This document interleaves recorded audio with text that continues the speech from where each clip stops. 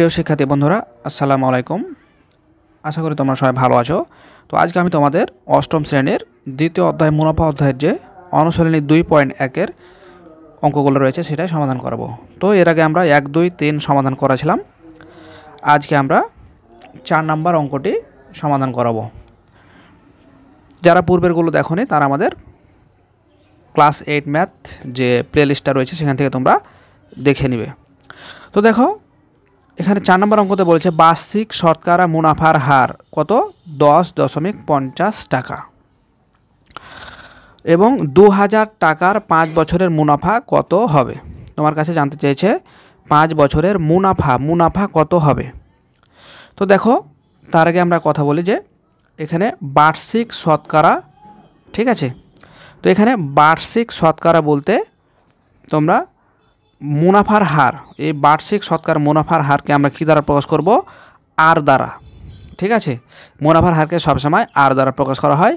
এবং 2000 টাকার, কত টাকার? না তো 2000 টাকার, এরকম যদি কিছু আসে তাহলে আমরা সেটাকে আসল ধরবো এবং সেটাকে আমরা পি দ্বারা প্রকাশ করব। এবং 5 বছরের, অর্থাৎ সময়টা হচ্ছে, সময়কে এন দ্বারা প্রকাশ করা হয় এই অঙ্কগুলোর ক্ষেত্রে। তাহলে সময়কে আমরা এন ধরবো, এন সমান 5 বছর। তাহলে মুনাফা কত হবে? তাহলে মুনাফা সমান আমরা একটা সূত্র জানি, আই সমান পি আর এন। এই সূত্রটা ফেলবো, তাহলে আমাদের অঙ্ক হয়ে যাবে। তো চলো যাই শুরু। তো প্রিয় শিক্ষার্থী, তোমরা দেখতে পাচ্ছ আমাদের 4 নম্বর সমাধানটা আমরা এখন করাবো। সমাধান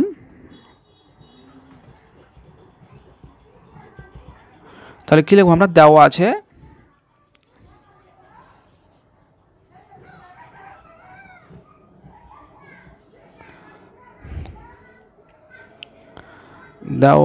আছে কি আছে? পি সমান, অর্থাৎ মূলধন, যেটা কত টাকার যেটা প্রকাশ করবে সেটাকে পি মূলধন দিয়ে প্রকাশ করা হয়। তো মূলধনকে আবার পি দ্বারা প্রকাশ করা হয়। তাহলে পি সমান 2000 টাকা। মুনাফার হার ছিল 10.50 এবং মুনাফার হার, ঠিক আছে? তাহলে এটা মূলধন, বা এখানে দিয়ে দাও আসল, বা মূলধন দিয়ে দাও, যেটা খুশি দেবে। তো আমি এখানে আসল ব্যবহার করলাম। আসল পি সমান হচ্ছে 2000 টাকা এবং মুনাফার হার তোমাদের দেওয়া ছিল যে বার্ষিক শতকরা। তাহলে মুনাফার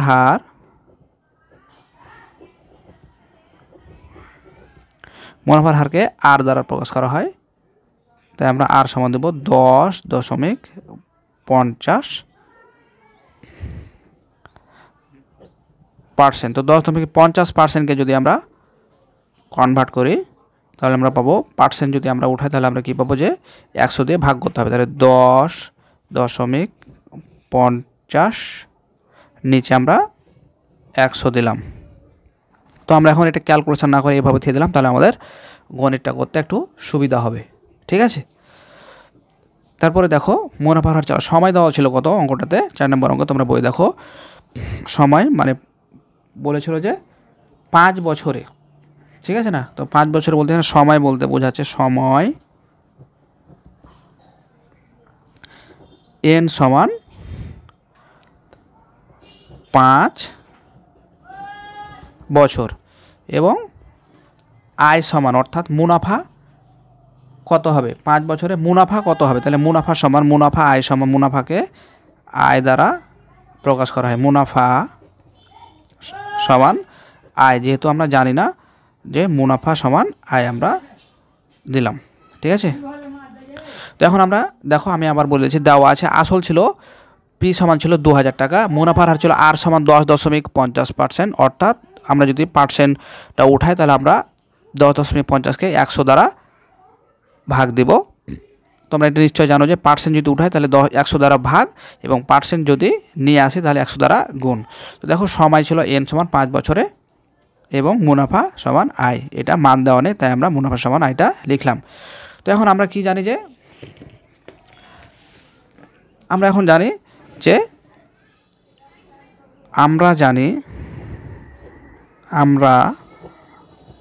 আমরা জানি আয় সমান পি আর এন। আয় সমান পি আর এন, আয় সমান পি আর এন, যেখানে দেখো তাহলে আয় সমান বলতে তাহলে পির মান কত ছিল, পির মান ছিল আমাদের, দেখো আমাদের পির মান ছিল 2000 টাকা। ঠিক আছে, তাহলে পির জায়গাতে আমরা এই পির জায়গাতে আমরা বসাবো 2000। ঠিক আছে, তারপর আর তাহলে গুণিত, গুণটা কেন বসালাম, গুণটা হচ্ছে পি আর এন, যেগুলোর মাঝে কোনো যোগ বিয়োগ নয় তাই এগুলোর সম্পর্ক হচ্ছে গুণ, তাই আমরা এখানে গুণ বসালাম। তাহলে 2000 গুণিত আর এর মান কত ছিল, আর এর মান ছিল এই যে 10, 50, 100, এটা ছিল আমাদের আর এর মান। তাহলে আমরা লিখতে পারি যে আর এর মানটা 10.50, নিচে হচ্ছে 100। আবার দেখো এন আছে, তাহলে গুণিত 5। এখন যদি আমরা ক্যালকুলেশন করি দেখো, তাহলে আমরা 100 দিয়ে আমরা যদি এটাকে কাটাই তাহলে পাবো 20। ঠিক আছে, তাহলে এখন যদি আমরা এই 20কে 10.50 গুণিত 5 দিয়ে গুণ করি তাহলে আমরা রেজাল্ট পাবো ক্যালকুলেটর দিয়ে টিপে 10.50 অর্থাৎ 1050 টাকা। 1050 টাকা। তোমরা যারা কাটাকাটি করতে দুর্বল তারা সরাসরি ক্যালকুলেটর টিপবে যে 2000 গুণিত 10.50 গুণিত 5 বিভক্ত 100, তাহলে তোমাদের সরাসরি অ্যান্সার চলে আসবে 10.50 অর্থাৎ 1050 টাকা। ঠিক আছে, অতএব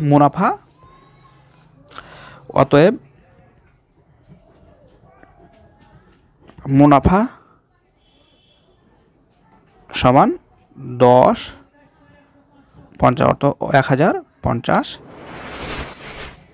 টাকা। তো এই ছিল আজকের মতো, দেখা হবে পরবর্তীতে নতুন কোনো গুরুত্বপূর্ণ ভিডিও নিয়ে। সে পর্যন্ত সবাই ভালো থাকবে, আল্লাহ হাফেজ।